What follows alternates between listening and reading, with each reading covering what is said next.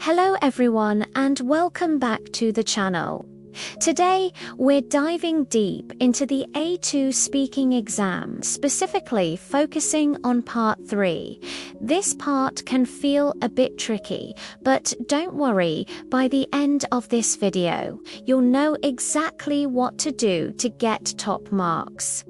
So, what is part 3? It's all about a discussion.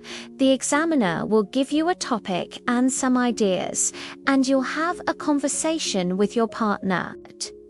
The goal is to talk about the ideas, ask each other questions, and try to make a decision together. It lasts about 4 minutes. You're not being tested on whether you make the right decision, but on how well you communicate. The examiner wants to see you interact, share your opinions, ask for your partner's opinions, and agree or disagree politely. It's a team effort. So, grab a notebook and let's get ready to master this part of the exam. Now, let's see exactly how this works with a demonstration.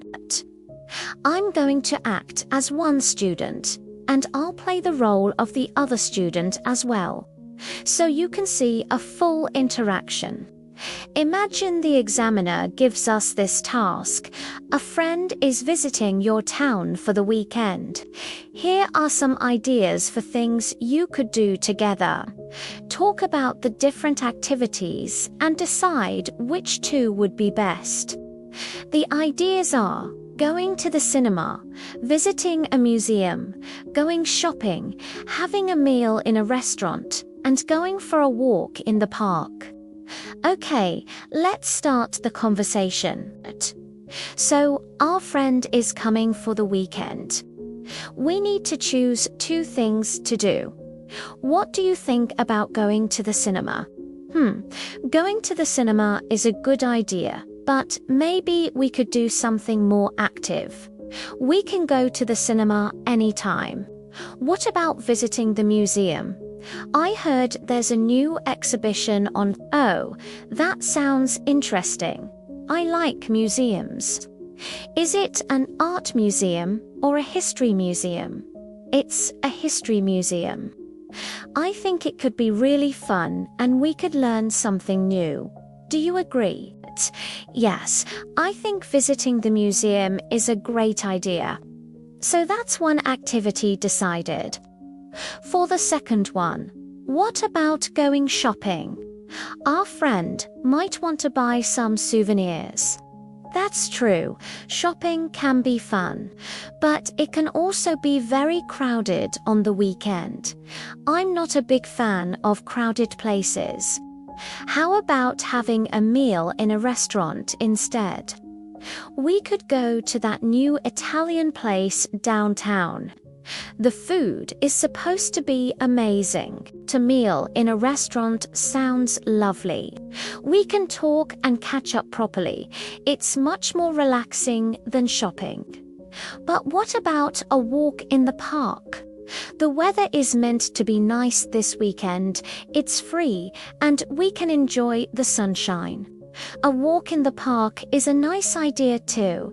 It's very relaxing. So now we have 3 good ideas: the museum, a meal, and a walk in the park. We need to choose one more.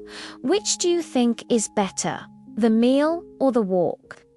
I think the meal in the restaurant is a better choice. We have to eat anyway, and it feels a bit more special for a friend who is visiting. A walk is nice, but a good meal together is a great way to spend an evening. What's your opinion? You're right. A nice meal feels more special. We can go for a short walk another time if we have a moment. Okay, so we agree. We'll take our friend to the History Museum and for a meal at the Italian restaurant. Perfect. I think our friend will have a great time. So, as you saw in that example, it's a back and forth conversation. Both speakers gave their opinions, asked questions, and built upon each other's ideas. This is exactly what the examiner is looking for. Now that you've seen a demonstration, let us break down some key tips and useful phrases that will help you shine in part 3. These are your secret weapons. First, starting the conversation. Don't just sit there waiting for your partner.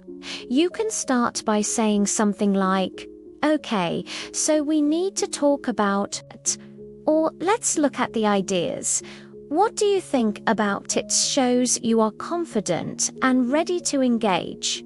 Next, giving your opinion. Use simple and clear phrases. For example, "I think," "in my opinion," or "I feel that." For instance, "I think going to the cinema is a good idea because it's relaxing." You should also try to give a reason for your opinion. Don't just say, "I like it."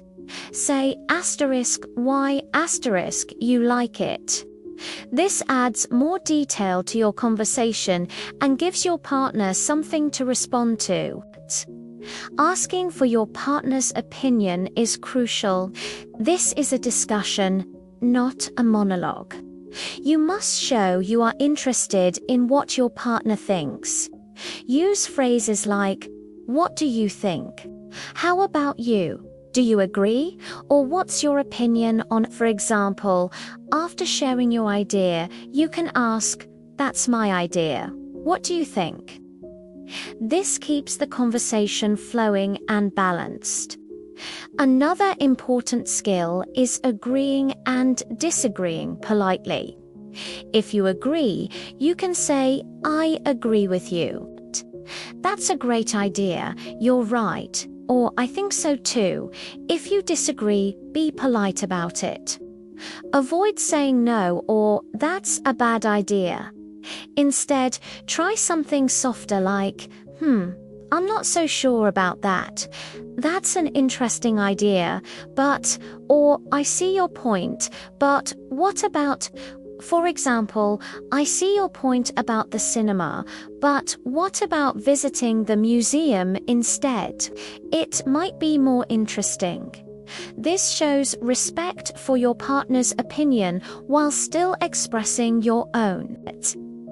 As you talk, try to expand on your partner's ideas. If your partner says, "Let's go to the park," you can add, "Yes, that's a great idea. We could have a picnic there too." This is called building on the conversation. It shows you are listening carefully and working together as a team. The goal is to have a natural, collaborative discussion, not just take turns speaking. When it's time to make a decision, you can use phrases to guide the conversation towards a conclusion. For example, "So, we have to choose two. Which ones shall we pick?" "Okay, so do we agree on the museum and the restaurant?" Or "So, we've decided on." This helps to structure the final part of your discussion and shows you understand the task, which is to reach a decision together. Let's quickly cover some common mistakes to avoid. First, don't dominate the conversation. Make sure you give your partner plenty of time to speak. Second, don't be passive. If you are quiet, the examiner can't assess your speaking skills. Make sure you contribute your own ideas. Third, don't just say yes or no. Always try to give a reason for your answer to make the conversation more developed. And finally, don't worry about having the perfect answer. The examiner is assessing your English and your communication skills, not the quality of your decision. Relax and focus on interacting with your partner. So, To recap the main points for A2 Speaking Part 3, it's a 4-minute discussion with your partner about a topic and some given ideas. Your goal is to have a conversation and make a decision together. Remember to start the conversation, give your opinions with reasons, and ask your partner for their thoughts.